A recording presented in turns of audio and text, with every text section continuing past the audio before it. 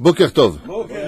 Beshem Hashem, Naaseh Venatzlach Lagdil, Torah Uleadira, Sheyu Kol Maasenu Leshem Shameim, et effectivement, Chodesh Tov, Vesameach, l'école Am Israël, mois de Sivan, mois spécial, puisque c'est le 6 Sivan que la Torah nous a été enfin donnée, et c'est ce qu'on va étudier d'Afka aujourd'hui un petit peu. Pourquoi donner dans un lieu précis? Leilun Nishmat, Claudine, Chamsha Batanriat Kuka, Alea Shalom, c'est aussi l'élévation de l'âme de ton beau-père, j'ai nommé Sami Shmoel Ben Esther, les Mishpachat Anavi. Voilà. Yom Pikudato, Roi Hashem Tenachenu Begana Aiden Elion, Vechol Ashorvim Imo, Bichlal Arachamim Vatsalechot Vechen Nosolom Aramel. Non, c'est pour les morts là, c'est pas pour un ziboug. Si le ziboug il est mort avant de se rendre, ça va pas le faire. Alors, hein? Une bracha pour qui? Si. Chérine. Bat. Claire.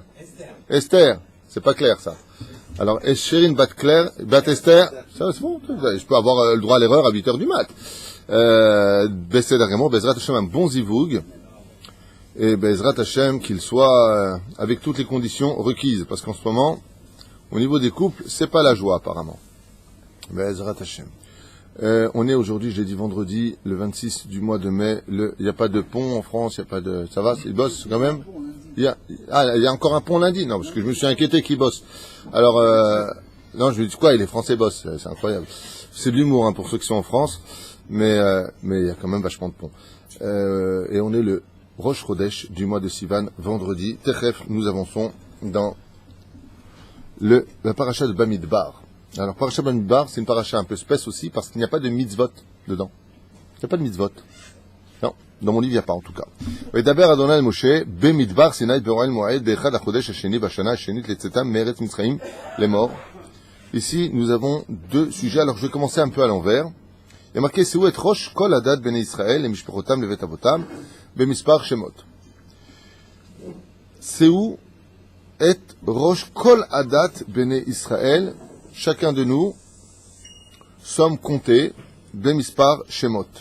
Kol Zachar le Gulgelotam. Mais ben Isrim Shana Vama'ala, Kol Yotzet Tzava Be'Israël, Tifkedu Otam, Letzivotam, Ata Ve'Aaron, Ve'itechem Yu Ish Lamate, Ish Rosh Levet Avotam, Ou. Ve'ele Shemot, Bene Israël. Ve'ele Shemot, pardon, à Anashim, Asher Yamdu Itechem, et Reuven, et Tzur Ben Shedur, Vechoulé.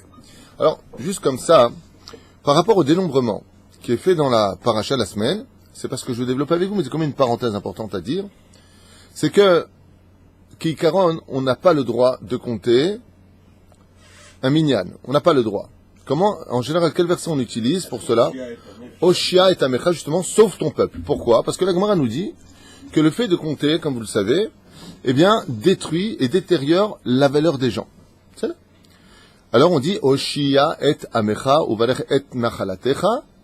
Pourquoi? Pour justement demander à Hachem dans le verset de sauve ton peuple, du fait qu'on le dénombre. Le roi David a perdu des milliers de soldats parce qu'il les avait dénombrés, comptés. Le deuxième verset qu'on a l'habitude de dire, c'est Baruch ata Hachem Elokenu melech haolam amotzi lechem min haaretz. Pour dire la bénédiction de amotzi lechem min haaretz, il y a 10 mots. Alors on compte comme ça, Baruch ata Hachem. On comptera les choses suivantes. Mais ici, on compte, mais on ne compte pas des chiffres. Parce que compter des chiffres, c'est détériorer l'identité de la personne. Alors on compte des noms. Parce que le nom de la personne, c'est l'âme. Rashi Akadosh nous dit pourquoi est-ce qu'on a besoin de dénombrer ces personnes-là. Eh bien parce que à chaque fois, le Créateur du monde s'attache à la valeur du peuple d'Israël, à savoir que chaque juif est, qu'il soit petit ou qu'il soit grand à ses yeux, d'une valeur inestimable. Un diamant reste un diamant. Et donc on compte ces diamants pour être certain que il n'en manque pas un seul, car, comme le dit Rabbi Nachman de Breslev, le jour de la naissance de vos vies, c'est le jour où Hachem a estimé que la terre ne pouvait plus exister sans vous. C'est-à-dire que nous avons un rôle très important à jouer. Et on n'a toujours pas répondu à la question. Dans ce cas-là, comment se fait-il que Akadosh Baruch Hu, il demande de compter? Réponse se trouve dans la question. Étant donné que là, ici, dans le cas échéant, comme on a vu qu'on ne peut pas donner le nom d'un non-juif à un juif, ça va détériorer son âme, d'accord? Pourquoi est-ce que Korach a-t-il osé se confronter à Moshe Rabbeinu? Korach était le nom que Esav avait donné à son petit-fils. Donc c'est un nom de non-juif. Le fait de porter un nom de non-juif place déjà une clipa dans l'âme de celui qui le porte. D'accord? Chéri, Philippe, tous ces noms-là, ne sont pas des noms juifs.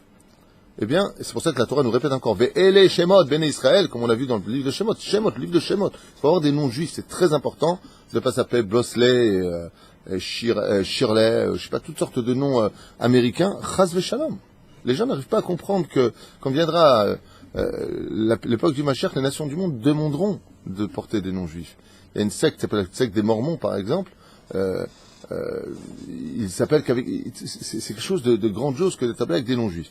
Mais malheureusement, avec l'assimilation de la télévision et les feuilletons qu'on voit toute la journée, on est bassiné par Steve McQueen et qui c'est qui est encore Carole Bouquet, alors Carole, toutes sortes de noms bizarroïdes comme ça. Valérie jusqu'à Destin, alors Valérie, pas de rapport, mais c'est pas grave.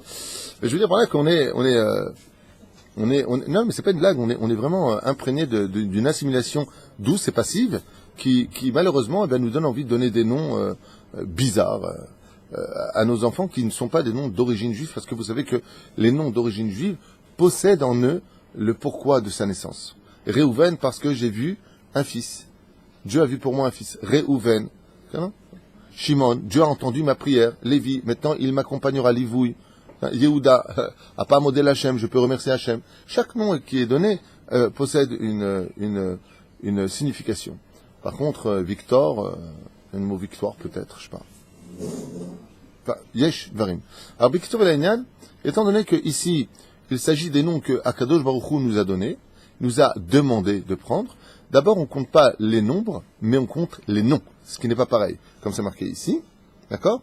Shemot kol zachar leguludotam, et donc, vele shemot ha'anashim asher amdu, non pas autre chose, ha'anashim asher amdu itrem, Reuven et Tzur ben Shideo, Shimon, Shlumiel ben Tsurishadai. Donc si on a des noms, donc on ne compte pas les corps, on compte les âmes. Et compter les âmes, il n'y a pas de danger. C'est là? Donc c'est la première explication. Deuxième explication, de donner le nom d'un goy à un juif, c'est pas bien. Mais alors dans ce cas-là, comment se fait-il que nous ayons Rabbi Ishmael? Ishmael, c'est pas un nom de juif, c'est un nom arabe. Réponse de la Gemara, parce que c'est Dieu qui lui a demandé.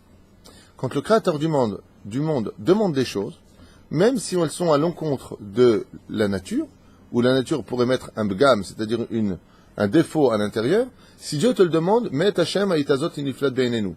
Vas-y, iniflat beinenu, ce qui est nofel du monde d'en haut devient merveilleux quand ça vient d'Hachem. C'est-à-dire que même si Hachem te demande quelque chose qui paraîtrait très mal à tes yeux, c'est le bien absolu. Il n'y a pas mieux. Tu ne peux pas faire mieux que ce qu'il a fait. Tu ne peux pas faire mieux que ce qu'il a fait. C'est vrai? Ça me rappelle mon ami Rachamim qui était venu ici pour vendre ses livres. Quand il s'était marié avec son épouse, Baruch Hashem, on lui a prévenu que sa femme n'avait pas de matrice. Pas de trompe, pas de matrice, pas d'ovaire, et rien. Une poche vide. Et je me souviens que mon frère Samy lui avait dit, mais tu peux pas te marier, tu n'auras jamais d'enfant. Il a répondu quelque chose qui nous a tous fait rire, ce monsieur, que vous connaissez bien, tu le connais bien. Il nous a répondu, pourquoi? C'est ça qui donne des gosses? Alors moi, ouais. Il m'a dit, quand je veux, et même ça, il n'y a pas besoin. Je vous souhaite à tous un enfant comme le sien. C'est une naissance inexplicable. Je l'ai revu à un mariage avec son fils, qui est grand de taille aujourd'hui, grâce à Dieu. Ça a été le grand point d'interrogation à Dassan Kerem. Comment c'est possible? Où est-ce que l'œuf il a grandi? Techniquement, c'est impossible. Comme Sarah et Menou, derrière Hagam. Comme Sarah et Menou. Nolad Ben. Le seul qui n'était pas étonné le jour d'Abrit Mila, le seul, hein, il y avait les Rabbanim, je crois, Reuven Elbaz, tout le monde, comment? C'était lui et sa femme. Regardez comme ça, vous êtes fous, quoi. Quand Dieu, il veut, il n'y a pas mieux que ce qu'il donne. Le fils Baruch Hashem Lomed Torah, Nimsabat Torah, Perouche d'avoir au-dessus de tout obstacle, même si Dieu il demande de compter, tant que ça vient de lui, ça rajoute de la vie, ça n'enlève pas la vie. Compter enlève la vie. Alors combien de personnes ici? 1, 2, 3, 4, 5. Tu comptes comme ça, tu retires de la vie aux gens. C'est là. Comme c'est marqué, la bracha ne reste que ce qui est caché des yeux. Mais la reine, étant donné que ça vient de Hachem, ne sort que le bien. Il y a des personnes qui expliquent quelque chose de plus magnifique encore. Il dit, Aval Behemet, qui a compté? C'est Moshe Rabbeinu. Moshe Rabbeinu lui-même qui a compté. Et étant donné que Moshe Rabbeinu a compté, et que Moshe Rabbeinu avait une bouche qui était exceptionnelle dans le domaine de la Gdusha, celui qui a de la Gdusha, même s'il fait des erreurs avec sa bouche, qui va compter, ouais, ça n'enlève rien n'a la Gdusha des gens, ça leur donne de la vie. Encore un exemple à prendre pour la Gdusha de Moshe Rabbeinu. Voilà, je voulais juste faire une parenthèse par rapport à cela, et une demande bizarre dans la paracha de la semaine, des Galim. Alors, nous avons, les Galim, ce sont les drapeaux. D'où est-ce qu'est venue cette idée ici que chaque camp possède son drapeau? Le Zohar HaKadosh nous dit, eh bien, parce que HaKadosh Baruch Hu a fait descendre avec lui 28 000 anges, comme par Malial Shel Ma'ala, et que chaque ange possédait sa section des drapeaux. Voilà comme ça c'est marqué bizarrement. Et les enfants d'Israël ont été jaloux. Ils ont été jaloux parce qu'ils ont dit, mais comment se fait-il que ces anges qui sont à droite ont un drapeau qui leur correspond, les anges qui sont à gauche ont un drapeau qui leur correspond, ceux du milieu, ceux de devant, ceux de derrière, chacun possédait un drapeau. Le Créateur du monde a répondu, parce que le drapeau vient annoncer, quoi? Le tafkid de chacun d'entre nous.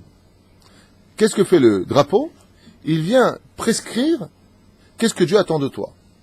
Vous le retrouverez dans l'armée, les drapeaux de l'infanterie, comme vous avez un soldat, vous le voyez ici, il a une espèce d'étiquette qui sort comme ça en plastique, un peu dur, ou je sais pas comment on appelle ça, peu importe. Tagit, oui, mais en français, je ne sais pas. Et là-bas, tu as un symbole de drapeau. Ça veut dire il est dans l'infanterie, il est dans les Marines, il est dans l'aviation. Eh bien, ça veut dire que le drapeau vient nous dire quel est le tafkid. Et c'est à ce moment-là que les enfants d'Israël vont demander justement, nous aussi, on voudrait savoir quel est notre rôle. Et c'est pour cela que chacun d'entre eux va venir prendre chez Moshe Rabbeinu dans ses parachas le pourquoi de son existence. C'est-à-dire, quel est mon rôle à jouer dans la vie. Chacun viendra à sa mort avec un drapeau exprimant le pourquoi de sa vie sur Terre. Souvent, on se pose la question, mais qu'est-ce que je suis venu faire sur Terre?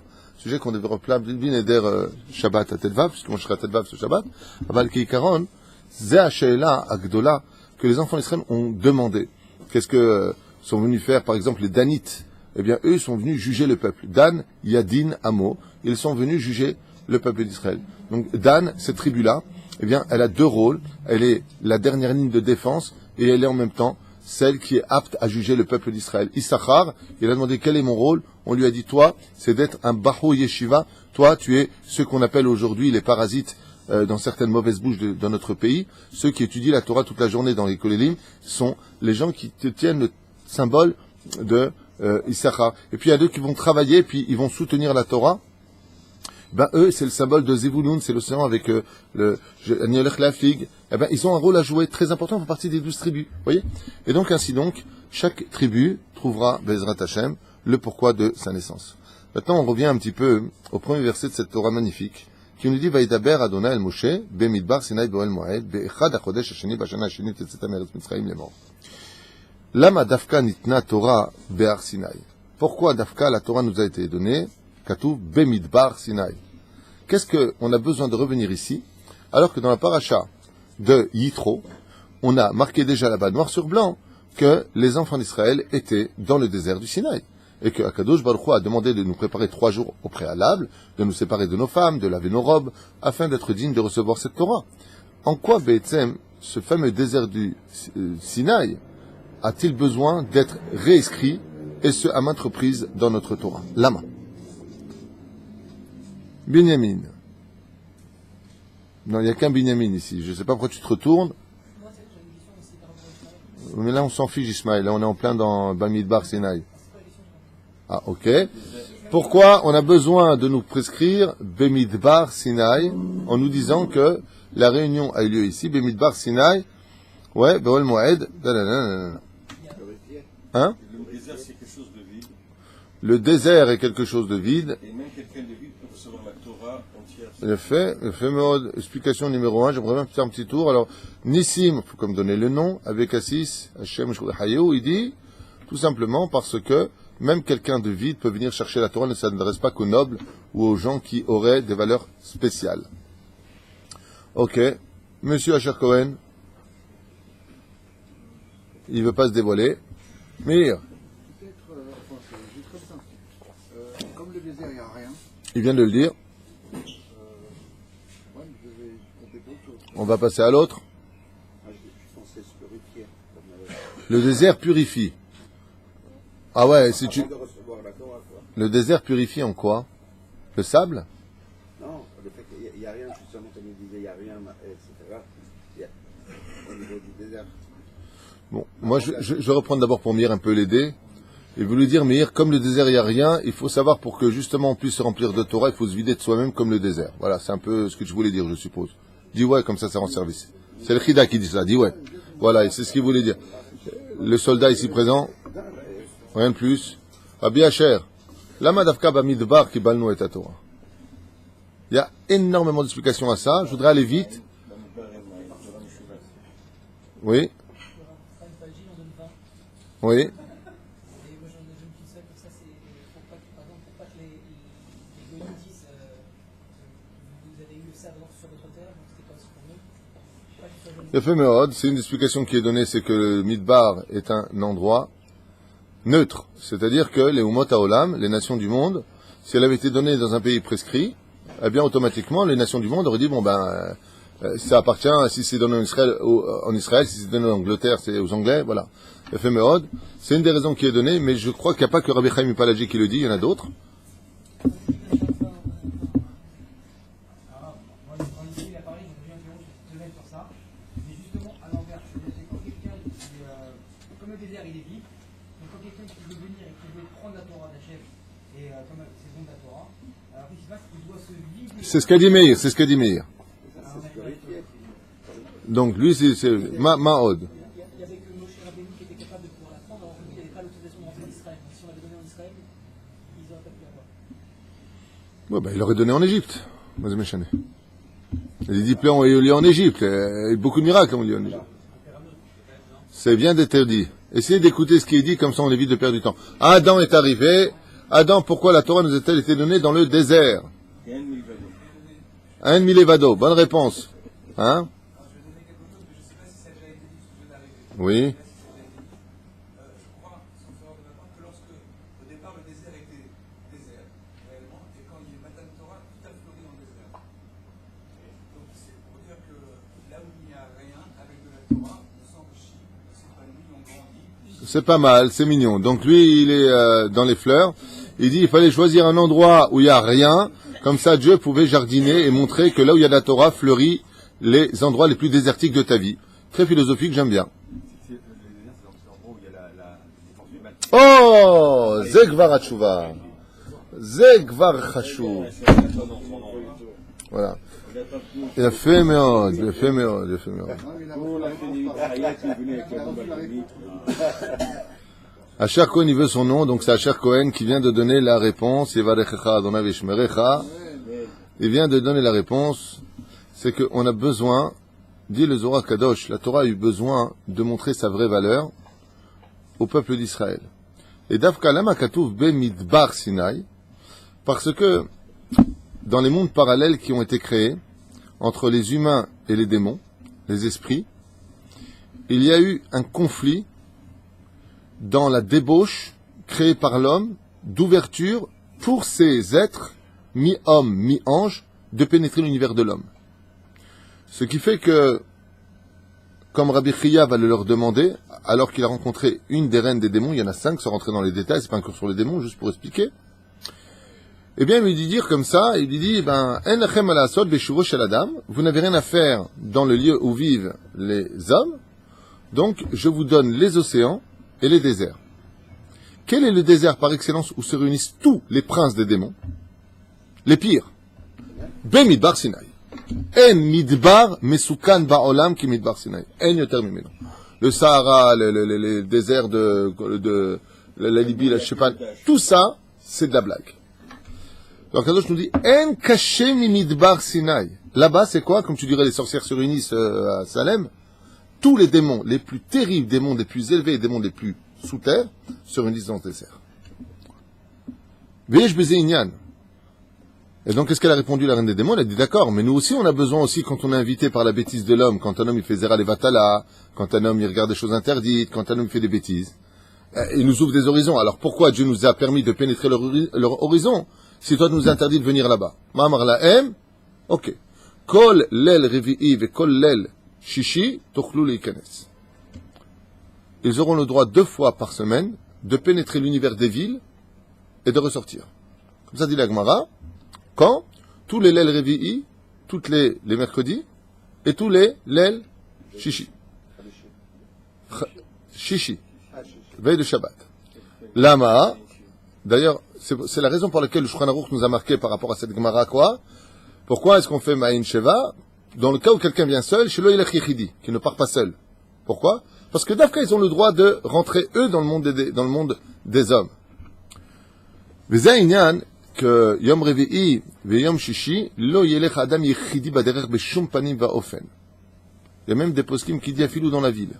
Ne pas aller seul. Pourquoi? Parce qu'il y a quand même des conditions. Si on marche à 3, ils n'ont pas le droit, bichlal, de se dévoiler. Si on marche à 2, ils ne se dévoilent pas, mais ils peuvent faire des dégâts. S'ils marchent seuls, ils peuvent se dévoiler et faire des dégâts. Lo e'olam, lo elech yechidi. Qu'est-ce que ferait une personne des Rechagav qui marche seule? C'est fait, d'où connais ça, toi? Allah. Fait. Qu'est-ce que ferait une personne qui marcherait seule? Yagid Teilim. Tu marches seul sur le terrain, tu fais automatiquement des Teilim. Pourquoi? Il y a marqué que même si une personne dans Masechet Avot étudie seule, Karativ, au Berartiv, il m'a appelé, je viens, je le bénis. La Shrina, elle descend sur lui. Même une personne qui est seule, qui étudie la Torah. Qu'est-ce qu'il fait? Memalbel bidivre Torah. Fait shir la ma'alot, ce qu'il connaît. Memamakim kiraticha, Hashem, ce qu'il connaît, tu dis. Torah tziva lanu Moshe morachak le'ator. Tabaderer. Faites très attention à cela. Tout ce que vous savez, je vais vous dire quelque chose de très important, quand même que vous le sachiez. Mais tous les accidents de la route, tous les accidents des maisons, tout ça, ça vient de ça. J'ai entendu ça, ce que je viens de vous dire, de la bouche de Rav Moutsafi, il y a un Moussaïov. Il disait, tout ce que vous voyez, toutes ces choses-là, ça vient d'eux. Em maf'ilim ma'arechet pnimi. Velachen, la Torah nous a été donnée d'Afka, dans l'endroit le plus dangereux qui existe. Comme le dit le Soda Hashman, on l'avait étudié il y a quelques années, c'est que Akadosh Baruch Hu nous a donné la Torah dans un lieu qui, de toute façon, menait à la catastrophe. Comme dit le Rav Kook, Zatzal, comment s'appelle le livre de Bamidbar? Il appelle ça tout simplement le livre des catastrophes. Et pourquoi? Parce que dans le livre de Bamidbar, on a une série de catastrophes engendrées par le Erev Rav, suivies par les enfants d'Israël. Si je vous dis par exemple, la Shonara dans quel livre? Sur Eretz Israël. Bamidbar, ok. Bilam. Bamidbar, la faute avec les filles. Bamidbar. Si je vous dis Korar Becholadato, Bamidbar. Si je vous dis ils se sont plaints, ils ont demandé à Moshe Rabbeinu de retourner Bamidbar. Tout est dans le désert. Et pourquoi là-bas? Pourquoi Akadosh Baruch Hu Betzem noté les Achiot Otam? Pourquoi est-ce que Hachem, malgré tout, il leur trouve des circonstances atténuantes? Parce que le lieu dans lequel ils se trouvent les mène à cela. Et qu'est-ce qu'apporte le désert? L'illusion, ce qu'on appelle les mirages. C'est-à-dire que quand tu rentres dans le monde des forces du mal, tu commences à rentrer dans le monde de l'imagination. Et ce qu'il ne faut surtout pas dans ce monde, c'est vivre dans l'imagination si tu n'as pas les pieds sur terre. Et dans le désert, il n'y a pas de terre, c'est du sable. C'est là. Zéperouch Adavar que le désert représente par excellence la puissance des forces du mal. Ve'alken nitna Torah shama. Et c'est pour cela que la Torah a été donnée là-bas, pour te faire comprendre que la Torah est si grande et si forte, que même si tu te trouves dans le pire des endroits, à l'échelle individuelle de ta vie, si tu as de la Torah et qu'il n'y a pas d'espoir, comme un désert, où tu perds la boussole, où tu ne sais pas où tu vas, où ce n'est pas possible d'y vivre pour l'être humain, grâce à l'étude de la Torah, tu peux y vivre 40 ans qui représentent le cycle de la vie. 40, c'est toujours le cycle de la vie. Pérouche Adavar, que la Torah est capable de te faire vivre, même dans les lieux les plus incommodes, les plus invraisemblables pour l'humanité. Zé Pérouche Adavar, chez Nitna Torah, Be'ar Sinai. Obrim Chazal, ici vous l'avez dans le Mayana Shel Torah.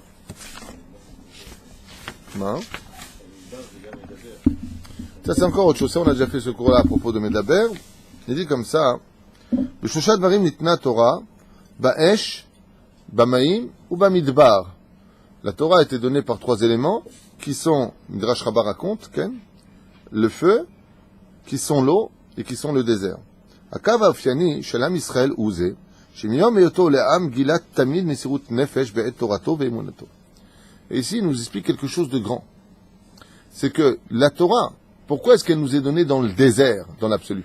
Pourquoi? Maïta Siba, d'aller dans le désert. Eh bien, c'est comme si je vous dis comme ça. Est-ce que tu veux venir avec moi? Il dit où? Il dit voilà, c'est très simple. Il y a un trésor qui se trouve en plein Amazon, dans le nid des crotales, des boas, des anacondas. Il faut aller là-bas dans cette grotte. Mais si tu vas jusqu'au bout, eh bien, tu trouveras le trésor. Il n'y a pas beaucoup d'hommes qui se permettraient d'y aller. Lama, eh bien, tout simplement parce qu'il faudrait une Mesirut Nefesh qui soit au-dessus de toute logique pour pouvoir y aller. C'est-à-dire que si la Torah nous avait été donnée dans un pays, il est évident que la Mesirut Nefesh n'aurait pas été grande. Mais l'Erter Haray Bamidbar Be'eretz Lozeroa, ça c'est quelque chose de grand. Et pour répondre à cela, pourquoi d'après la Torah nous a été donnée dans le désert? Parce que la Torah ne peut appartenir qu'à celui qui aura une Mesirut Nefesh. C'est-à-dire celui qui fera don de soi, de sa vie, pour la Torah. Seulement pour lui, la Torah sera donnée. Maintenant, si tu vas dire, mais attends, si je suis Moser et Nafshi, c'est-à-dire que si je travaille moins pour aller étudier la Torah, si je me lève la nuit pour aller étudier la Torah, être plus fatigué, si je fais, mais je ne vais pas pouvoir vivre. Un humain a besoin de tout cela. Réponse de la Torah, oui, tu as raison. Sauf si tu viens me prendre moi. Si tu viens me prendre moi, je t'élève au-dessus de toutes les natures. Tu auras besoin de 2 heures et pas de 6 heures pour dormir. Tu auras besoin de, normalement, 15, 20 000 shekels par mois pour vivre, eh bien avec 4 000, tu vivras pareil. Tu auras besoin de ceci, tu auras besoin de cela. La Torah vient nous dire, Bemidbar Sinaï, dans le désert du Sinaï, parce que si tu viens me chercher dans un monde où il fait 50 degrés la journée, moins 40 ou moins 30 la nuit, dans le désert, où tout est hostile, où tu peux pas t'arrêter une seule seconde parce que du sable agisse et réagissent toutes sortes d'animaux extrêmement venimeux. Dans ce lieu où même les animaux eux-mêmes hésitent à pénétrer. De qui plus est qu'on sait que spirituellement se trouve le QG de tous les démons les plus pires de l'histoire. Ouais. Et que c'est là-bas que t'as pas peur de venir chercher dans les ronces. Alors tu peux être certain que cette situation, vous savez que ce que je viens de vous dire, on en a fait des films. Le mec il cherchait la rose à travers, tu sais, avec un tapis, il devait se battre contre des animaux à 3 têtes, et il devait, tout ça pour prendre, hein? Non, ça n'a rien à voir avec ça, hein. Mais il y a eu beaucoup de films qui ont été faits de façon idéologique sur le fait d'aller chercher quelque chose sur lequel il faut passer par les 12 travaux d'Astérix. Mais je veux dire par là que cette Torah-là, elle demande cette Mesirut Nefesh. Elle demande de rentrer dans un désert. Et c'est marrant parce que dès que vous parlez d'aller étudier la Torah, la première question qui vous est posée c'est « Mais comment tu vas vivre ?» Le mec qui va étudier la Torah. La première question qu'on lui pose, qui est légitime, mais d'accord, tu vas étudier la Torah, mais comment tu vas vivre? Et on lui dit « Vaidaber Adonai el Moshe bemidbar Sinai be'oel moed » et on lui dit « Ve'achad hachodesh hasheni bashana hashitit zameres Mitzrayim lemor » Comment on a fait nous quand on était dans le désert? On mangeait de la manne. Akadosh Baruch Hu, il t'envoie quelque chose dont la bénédiction fera en sorte que ce que tu manges te donnera de la joie. Qu'est-ce qui te fera ça? Le fait d'étudier la Torah, d'aller chercher cette Torah là-bas. ולכן הוא אומר, שמיום היותו לעם גילה תמיד מסירות נפש בעד תורתו ואמונתו. Et c'est pour cela que depuis que nous avons eu cette Torah-là, le peuple Israël s'est investi d'une énorme Mesirut Nefesh et que sa Torah, ainsi que sa Emouna n'ont fait qu'un. Bnei Israël alchou el agardomim ou mokdot esh.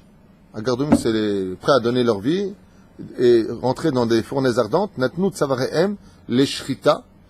Et ils n'ont pas hésité à donner leur coup s'il fallait mourir en l'honneur de la Torah pour cela. Kaftsou les toch ayam.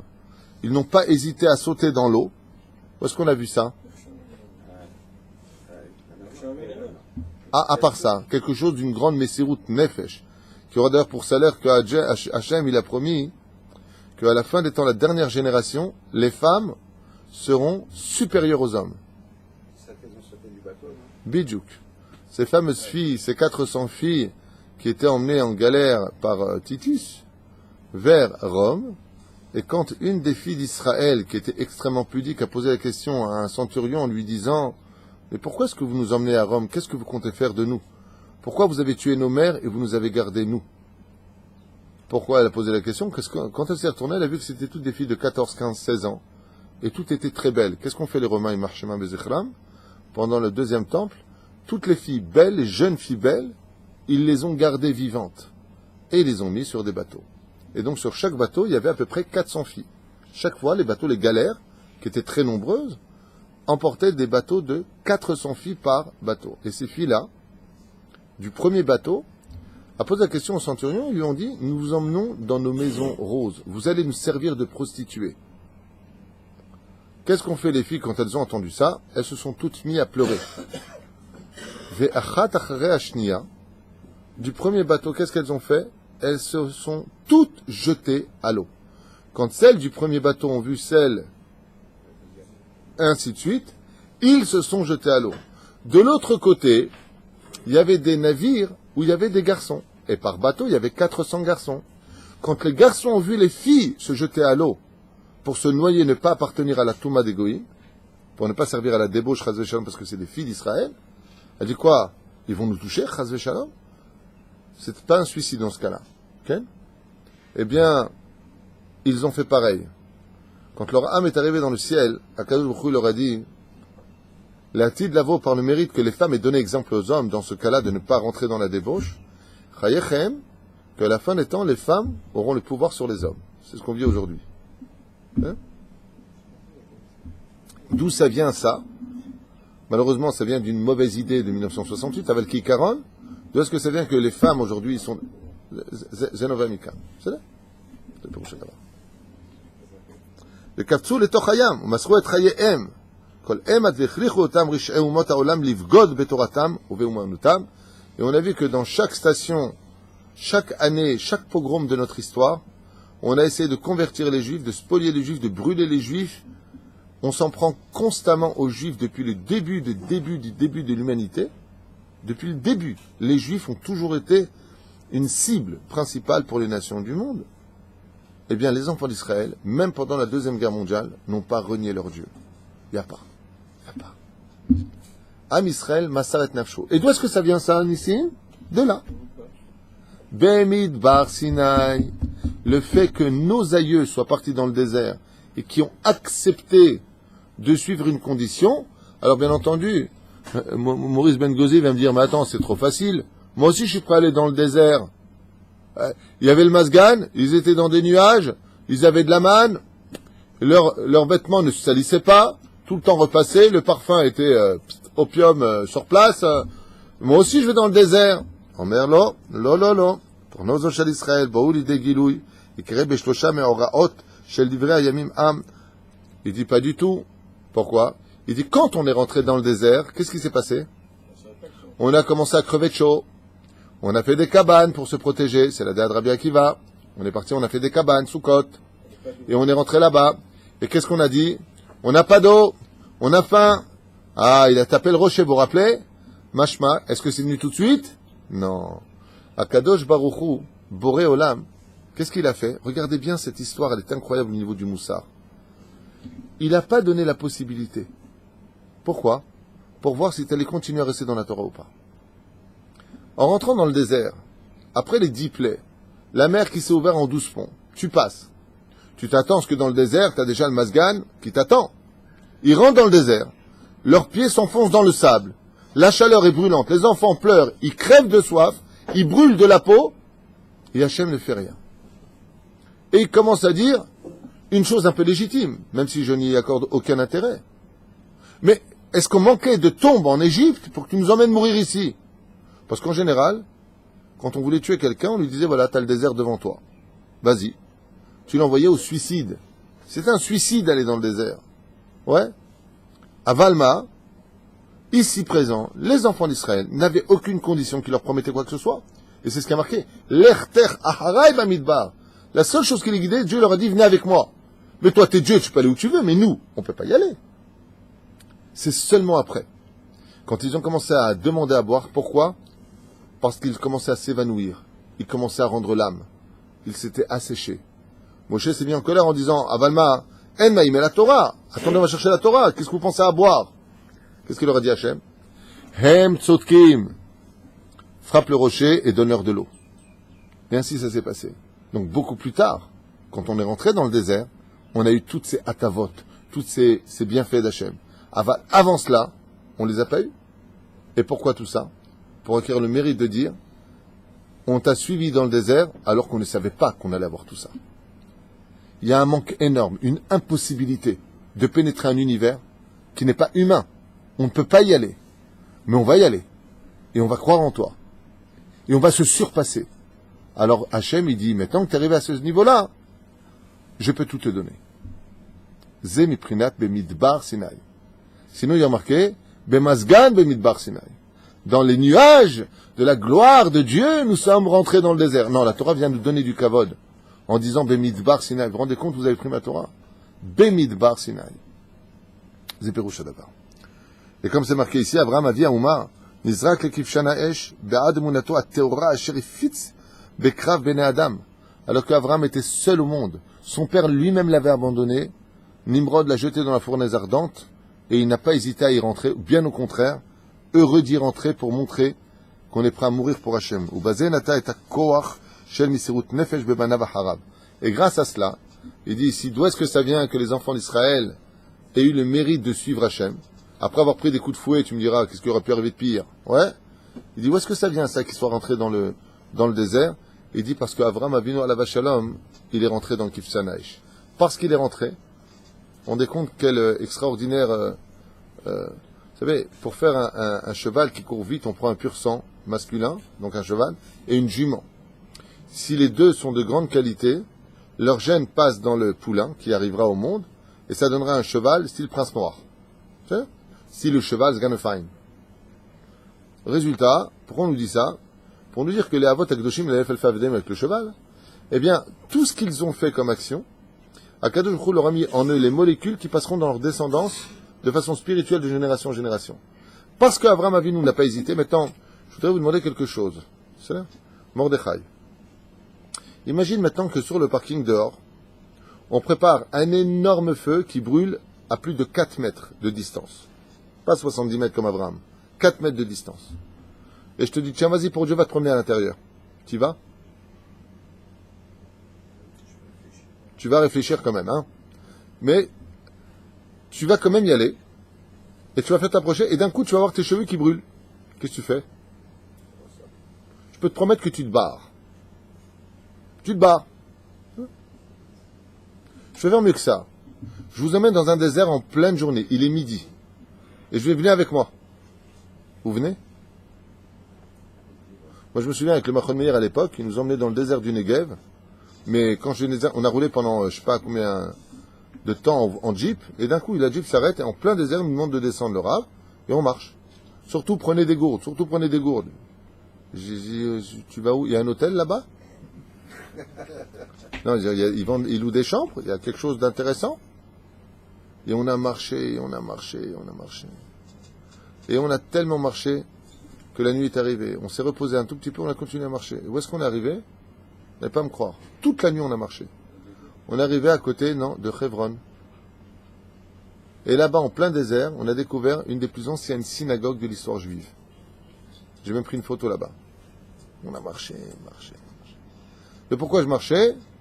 Par amour pour la terre. Moi aussi, c'est pas un désert grâce à Dieu. Mais imagine maintenant, tu te retournes et il n'y a plus personne. Tu balises.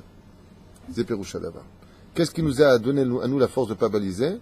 Zesrouch el Avram Avinu alav shalom. Parce qu'Avram est rentré, alors il nous a donné cette force. Maas savot siman abanim. Yima yazet tza'at shel yachin. Na'ala me'am. Areba me'ora sheni shel kirat yam suf. Shaz kafatz am shalem. El toch ayam asoer les filles de Tzivou Yael. Qu'est-ce qui a donné la force à ces filles de prendre l'exemple et de sauter? Il dit tout simplement parce qu'on a sauté dans la mer, alors que la mer était extrêmement dangereuse. Il rapporte ici un chidouche sympathique. Il dit que quand la mer s'est ouverte, et qu'elle s'est élevée comme une muraille à droite et à gauche, ça a été une énorme mesirut nefesh pour les enfants d'Israël de passer à l'intérieur. Pourquoi? Parce qu'il fallait vraiment croire en Hachem que ça tienne le temps que tu passes avec un peuple entier. Imagine que ça tombe sur eux. ויסוע היה זה רק ניסיון של רגע, והרי במאורע השלישית, כאשר בני ישראל הלכו במדבר שממה, שורש חיות רעות ונחשים ועכבים, ללא מזון ולא מים, לתקופה ממושכת, ils sont rentrés dans le désert, sans eau, sans boire, sans nourriture, רק מתוך אהבתם מסירות נפש לאלוקים לנבואה ולנביאו, rien que par amour pour Moshe Rabbeinu et Dieu et Moshe Rabbeinu, כפי שאמר הכתוב, זכרתי לך חסד נעורייך, אהבת כבלך לכתך אחריי במדבר וארץ לא זרוע. comme c'est marqué dans Yirmiyahu. Hodot Shoshet Anisionot Alalou, Shel Esh Kifshan Vemaim. Donc, on a vu par ces trois épreuves qui étaient le feu, qui était l'eau et qui était le désert. שבו הלכו בני ישראל תוך מסירות נפש בעד דבר אלוקים. ניתנה להם התורה כקניין עולם. Et c'est parce qu'on a été capable de faire cette Messirut Nefesh que Akadosh Baruch Hu nous a promis que la Torah ne nous quitterait plus jamais. Il n'y aurait jamais plus de divorce entre un homme et les 613 mitzvot de la Torah. Lama, sheshoshet hanisyonot halalu, enam aruba abetocha beyoter likiyuma nitzrit shel am Israël, comme explique ici le Maharam Shapira Milublin, comme il explique dans son livre ici. Il dit Veza inyan que le peuple d'Israël, durant toutes les générations, seront automatiquement menés à aller chercher cette Torah-là, les Fum Tzara Agra, dans ces situations difficiles. Brûlés par la fatigue des yeux, parce que quand on est fatigué, les yeux ils brûlent, c'est comme si on va chercher la Torah dans le feu. Quand on étudie la Torah et qu'on est très fatigué, Zemisirud Knefesh Gdola Meod Meod Meod, le fait d'aller chercher la Torah, Ma'im, En Ma'im et la Torah dans la Parnassa, laisser tomber un peu plus de Parnassa pour étudier un peu plus la Torah, il faut avoir une grande Misirut Nefesh, il faut avoir une femme exceptionnelle pour cela. Et Bezrat Hashem Bamidbar, ne pas savoir comment tu vas faire à la fin du mois alors que tu continues à étudier la Torah, ça s'appelle Bamidbar. C'est quoi Bamidbar? C'est-à-dire que je vais aller quelque part, mais je ne sais pas où je vais. Mais qu'est-ce que tu vas faire dans le désert? Où est-ce que tu vas? Comment tu vas diriger tes pas? Qui va te donner à manger? Qui va te diriger dans ta vie? Vezem Miprinat Misirut Nefesh.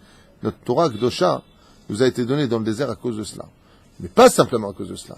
Dans un endroit où même si Chaz Veshalom, au Bezan Misayem Ayom, pourquoi on nous dit ici, dit le Kavayachar, pas le Kavayachar, le Yesod HaChashmal, il dit, pourquoi Dafka dans le désert, là où il y avait des animaux nuisibles? Eh bien, chers amis, sachez une chose, c'est que, malheureusement, il y a énormément de clipotes autour de nous. Énormément de clipotes. Il y a des gens qui vont avoir des tendances impropres à la nature, comme l'homosexualité. C'est anti-nature, puisque tu peux pas engendrer, tu peux pas... Dieu a créé l'homme pour la femme, et pas la femme pour la femme, ni l'homme pour l'homme. C'est là. Sinon, ça s'appelle Sodome et Gomorrhe. On a su comment ça finit. Sodome vient du mot sodomie. En tout cas, les gens ne savent pas. C'est immoral. Eh bien, d'où est-ce que ça vient, ça? D'où ça sort? C'est une clipa. C'est une clipa. Et c'est quoi cette clipa? C'est une clipa de la citra achara, des forces du mal. Il y a des gens qui ont en eux la maladie du vol. Même s'ils ont tout ce qu'il faut, bah, ils volent. Kleptomane, je sais pas comment on appelle ça?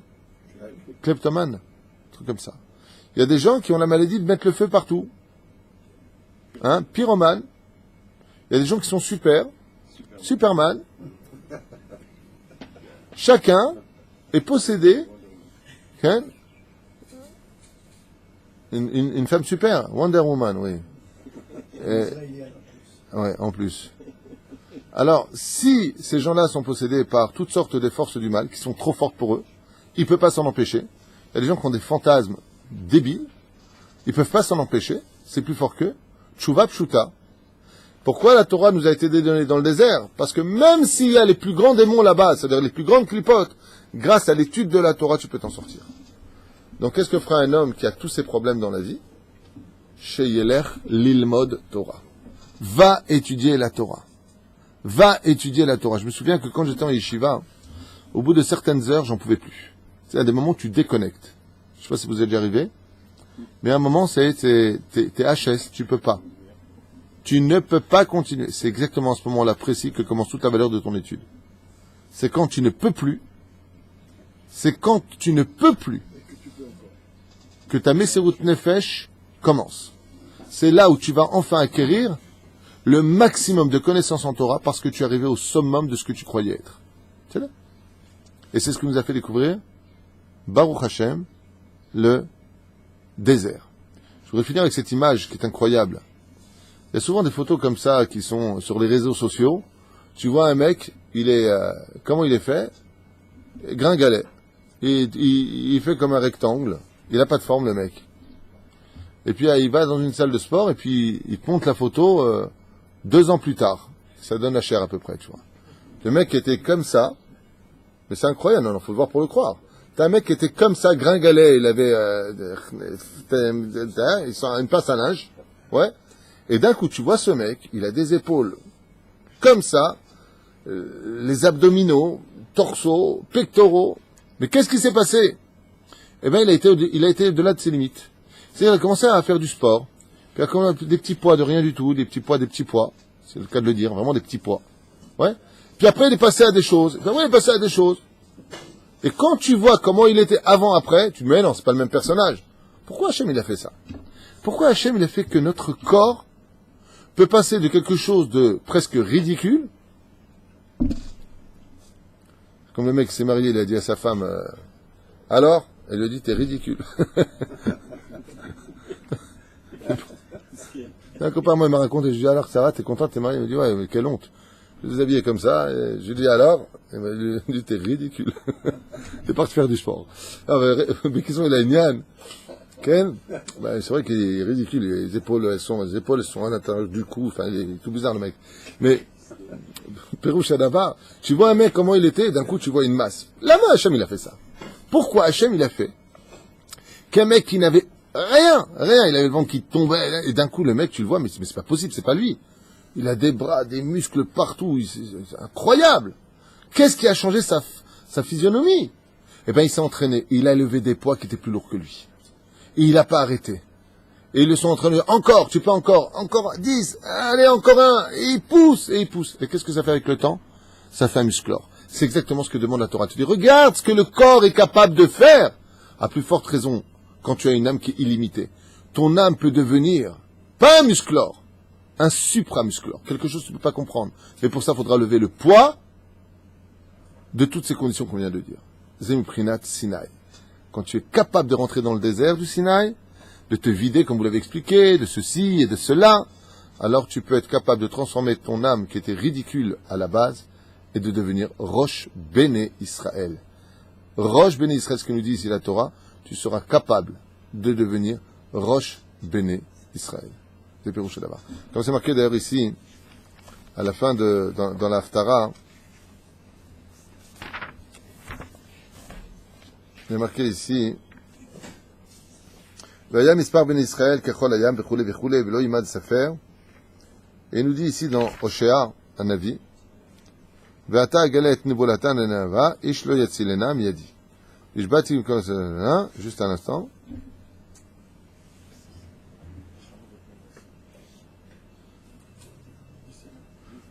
והיה ביום ההוא נאום השם, voilà, je suis arrivé. Et il dit comment ici?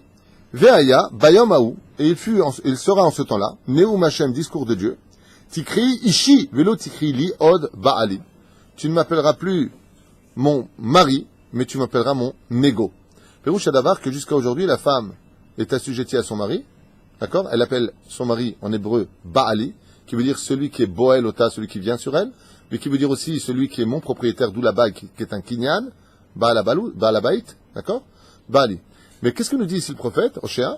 Il dit qu'à la fin des temps, on ne s'appellera plus la femme de l'homme, mais l'homme et la femme seront égaux. C'est marqué ici dans l'Haftara de cette semaine. Ouais. Alpi Kabbalah, bien entendu, on ne s'adresse pas l'homme et la femme dans le couple, on s'adresse à Dieu et le peuple d'Israël. Jusqu'à maintenant, comment on appelle Hachem? Baali, Avalatid Lavo. Comment on s'appellera? Ishi. C'est-à-dire, l'homme et Hachem seront panim el panim. On va atteindre un degré où on sera directement, nous, en contact avec le Créateur du monde. On va dépasser toutes les notions humaines à un tel degré qu'on n'aura plus besoin de rabbanim, on n'aura plus besoin de chavruta. Ce sera toi avec Hachem. Est-ce que c'est pensable pour vous d'imaginer? À peine tu fais un rêve hein, maintenant. Tu vois un ange dans tes rêves, pendant 3 jours, tu t'en remets pas. Là, tu parleras avec Hachem. Parce que le potentiel de l'homme, et là je vais peut-être vous choquer, le potentiel de l'homme, c'est de voir Hachem. Chez le Limar, Kilo yir'ani Adam, Aval imata me alze, si tu es capable d'aller au-delà de ce que tu es capable de faire, ouais, comme un des plus grands maîtres du judaïsme nous l'a enseigné. Pourquoi est-ce que ce rave est si spécial? Eh bien parce que lui, il a été au-delà de toutes les forces. Et c'est pour ça qu'il est mort jeune. Il est mort jeune parce que son corps ne pouvait plus contenir le niveau de son âme. C'est Rabbi Nachman. Rabbi Nachman de Breslev, il dit qu'il arrivait avant le Aleph de Beth de Bereshit. Là-bas, il est parti voir des choses que personne n'a vues avant lui. Comme ça, il dit. Le Rizal, Rabbi Nachman, il dit dans le Chaim Moharan, Shouigia les Dargot, Nisgavot, Kogdola, qu'il est rêvé dans le monde de Ak, Adam Kadmon, Mashek Adam Lakol. Impensable. Mais quand tu vois comment il a fait, ben, c'est un homme qui a éliminé toutes les forces du Yetzirara, et en fin de compte, il nous a sorti quelque chose d'incroyable. Il dit en fin de compte, vous savez, jeûner 17 jours d'affilée, laissez tomber les jours de jeûne. Ah bon? Non, mais laissez tomber, je vais me crucifier. Non, laissez tomber tout ça. Il dit quoi? Ben, quand je suis arrivé là où je suis arrivé, j'ai compris. Tu veux voir Hachem, c'est pas compliqué. Simcha. Et si j'avais su ça, j'aurais pas autant morflé. Rabbi Nachman. Il dit, après tout ce que j'ai travaillé, Rabbi Nachman, il avait du sang qui sortait de ses narines, de partout, dans Chaim Moharan. Il jeûnait 17 jours d'affilée, il prenait la nourriture, il l'avalait pour pas sentir le goût qui est bon, il s'interdait de manger des choses qui étaient bonnes, il s'est rendu spirituel comme un ange. Je serais humilié, vexé, rien. Il aimait celui qui était capable de lui cracher dessus. Mais qui es-tu, Rabbi Nachman? Eh bien, il a répondu, je me suis gouré. Voilà. J'ai fait un grand chemin pour vous tous. Quand je suis arrivé là-haut, quand j'ai vu ce que j'avais à voir, il y a un grand raccourci à tout ça, qui a atteint le même niveau. Lequel? C'est d'être... Excusez-moi, non, parce que le mot extrême trop gratuit et trop facile. Je dirais aujourd'hui que c'est devenu presque un joker philosophique. Faut être sa mère. Mais qu'est-ce que c'est de sa mère? Rabbi Nachman dit que Bémet, faut avoir une simcha amiti. J'ai envoyé une vidéo à Cher Salfati de Rabbi Israël au dessert, tu te rappelles? Et dans cette vidéo, il est incroyable, ce Rabbi Israël au dessert. T'as vu comment il rigole? Mais il rigole pas bêtement. Il y a quelque chose en lui qui le rend réellement heureux. Celui qui veut atteindre et voir Hachem sur chacun des chemins, Rabbi Nachman, il dit, Aval tiye sameach, comment? Je vous donne un exemple. Maintenant, je viens vous voir. Et je vous dis que vous avez gagné 50 millions d'euros. Bon, ça va pas durer longtemps la joie, je vous le dis. Parce qu'après ça, c'est le divorce, c'est à moi, et je te quitte, je t'ai jamais supporté, bon. Non. Non, même pas. Non, mais juste une question. Il y a une vidéo qui est passée sur les réseaux sociaux d'un noir américain qui est éboueur. Et cette vidéo donc a été filmée par la caméra de la boutique. Et il vient de prendre 600 millions de dollars. Vous voyez ce noir, qui est haut de taille, il avait l'air en plus très gentil, il prend ça et il commence à quoi faire dans la boutique? À danser!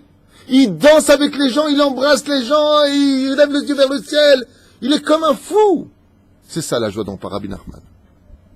Il dit, là où je suis arrivé, c'est cette... Mais tous les jours, la nuit, tu te retournes, qu'est-ce qu'il fait? Il rigole, il fait un rêve ou quoi? Je suis heureux. Il dit, Rabbi Nachman, c'est ça ce que veut Hachem. Mais à partir du moment où tu arrives à cela, automatiquement, ta paye, tu l'as plus, le bidule, tu l'as pas, la rate qui se dilate, le menton qui est trop long, toutes les épreuves arrivent. Et pourquoi cela? Pour t'empêcher d'être heureux. Mais il y a un ennemi rabotage qui est plus grand que celui-là, Hachem. Et je finirai avec ça aujourd'hui, chers amis. Il y a un ennemi qui est plus grand que les épreuves. C'est un ennemi psychologique. Et vous savez comment il s'appelle? Oh là là, ça vaut de l'or ce que je vais vous dire. Ça vaut des milliards. C'est la pathologie la plus grave de cette génération. On ne se permet pas d'être heureux. On a peur d'être heureux. Méditez ce que je suis en train de vous dire. Les gens ont peur d'être heureux. Ils y croient pas, parce que s'ils se disent que je vais être heureux, et après je fais quoi? Et si on me reprend ma joie? Des fois, il n'y a même pas d'ennemis sur la route, et on n'est pas heureux parce qu'on ne veut pas s'octroyer le droit d'être heureux. C'est le plus grand Yetzerara de cette génération. Je crois qu'il n'y a pas plus haut que lui. Ani oser al atzmi chas v'shalom liot samer. Quand tu prends une personne, d'ailleurs, tu le fais au niveau... Qu'est-ce qui ne va pas dans ta vie? Je ne parle pas de cas spécifiques. Il y a des cas où elle m'a la saute, 7 jours de deuil, il y a des cas où... Tu prends une personne maintenant. Vous allez bien? Votre femme, ça va, elle est toujours vivante grâce à Dieu. Les enfants, ils vont bien. Vous vivez en Israël. Et le frigidaire est plein. La vie va bien. Et pourquoi vous n'avez pas de joie? Et voilà. Il rigole. Mais c'est un kitour Rabbi Nachman. Rabbi Nachman, il disait, la matro sa mère. La matro sa mère. Tu veux dire, t'es vivant. T'es vivant. On ne se donne pas le droit d'être heureux. Quand on est marié, on veut se débarrasser du mari. Ou le mec de sa femme. Quand il la perd, il a les boules. Ou elle a les boules. Quand il veut du travail, il trouve enfin du travail. Après 3 mois, il en a ras-le-bol de ce boulot. De toute façon, le patron, celui-là, dès qu'il a perdu, j'ai les boules, je travaille pas, je tourne comme un poisson dans son bocal. Ah ben là, ça meurt.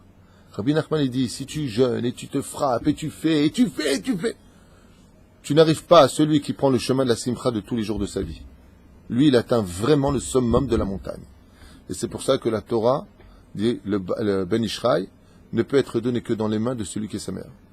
Hamisha Chumshe Torah, Simcha Chumshe Torah.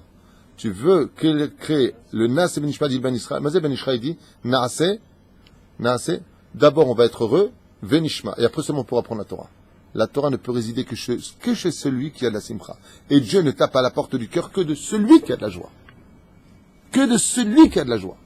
Yaakov a perdu la Shrina au-dessus de lui parce qu'il était triste. Mais si tu es Sameach, Hachem il t'emmène partout où tu vas. Gamzo Letova, Masechet Tanit Kafalef. Baruch Adonai L'Olam Amen V'Amen.